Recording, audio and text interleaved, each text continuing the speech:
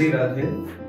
आज हम सभी YouTube के दर्शकों को ये बताना चाहते हैं कि बहुत सारे लोगों ने किडनियों में कण जमा हो जाते हैं, क्षार जमा हो जाता है, उसको पथरी कहते हैं, स्टोन कहते हैं, उसको मूत्रखड़ा भी कहते हैं। उसका समाधान लोगों ने मांगा है, बहुत ज्यादा संख्या में वो चीज बढ़ रही है समाज में।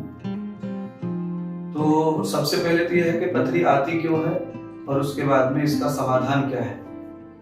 तो पथरी उन्हीं लोगों को आती है ज्यादातर जो लोग पानी जो है गटक गटक के पानी पीते हैं, यानी कि प्रेशर से जल्दी जल्दी पानी पीते हैं। उन लोगों को पथरी की शिकायत होना संभव होता है। भोजन से, यानी कि ज्यादा हम क्षारीय भोजन करते हैं, जैसे पालक है, मेथी है, बथुआ है, मूली के पत्ते हैं, इस प्रकार गाजर है, मूली है, तो इनको हम बहुत अच्छे से धोते नहीं हैं। और जब हम इनको धोते हैं तो किसी पात्र में ही धोते हैं, तो बार बार जो धोने के बाद में जो मिट्टी निकलती है वो बार से दोबारा से इसी पे जमी रह जाती है। 4-5 बार धो के भी वो नहीं साफ होता है। तो सब्जियों को, फलों को धोने का तरीका यह है कि धोते समय पानी, उसका वेस्टेज पानी गिर जाना चाहिए सब्जी से, फल से अलग। यानी कि जब भी आप धोते हैं तो पानी उस पर डालकर धोएं, जिससे कि पानी के प्रेशर से सारा रेत मिट्टी जो है समाप्त हो जाए। तो एक तो यहाँ से भी सहायता होगी आपको कि स्टोन नहीं होगा। दूसरा, ऐसे ही पानी पीने की जो पद्धति है वो, जब आप पानी प्रेशर से पीते हैं, किसी किसी को मुंह से लगा के गट गट गट गट पानी पी जाता है, तो वो पानी सीधा किडनी को जाके अटैक करता है।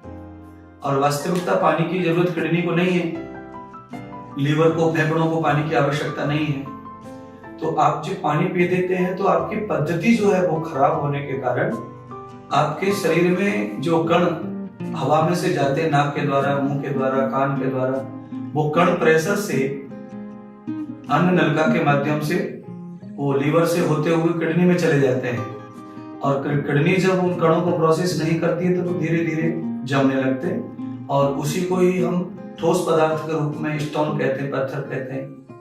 तो उसको बचने के लिए आदमी को चाहिए कि वो एक तो सब्जियों को इस तरह धोए, मैंने बताया। दूसरा, पथरी ना हो उसके लिए आप एक बार में 1 घूंट पानी पिए और उस पानी को आधा मिनट या 30 सेकंड, 20 सेकंड आप मुंह में रोक के रखें।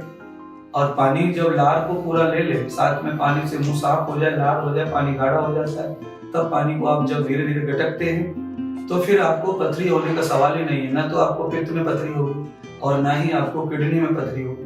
दोनों जगह से आप बचे रहेंगे, एक बात।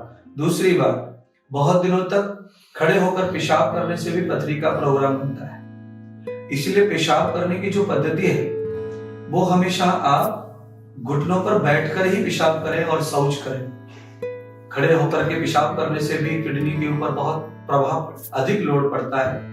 उससे भी किडनियों के ऊपर सूजन होना, इन्फेक्शन होना और स्टोन होना, ये प्रकार बढ़ते हैं। इसीलिए आप हमेशा जो पुरानी बैठक है शौच आदि जाने की, उस बैठक से ही पेशाब को बैठें। आज की पद्धति के कारण ही ये रोग बहुत ज्यादा फैल रहा है। इसके लिए हमारे पास में दवा है पथरी के लिए, तो आप उस दवा का भी प्रयोग कर सकते हैं। वो दवा हम आपको कहेंगे कि लाइकोपोडियम 100 होम्योपैथिक दवा है।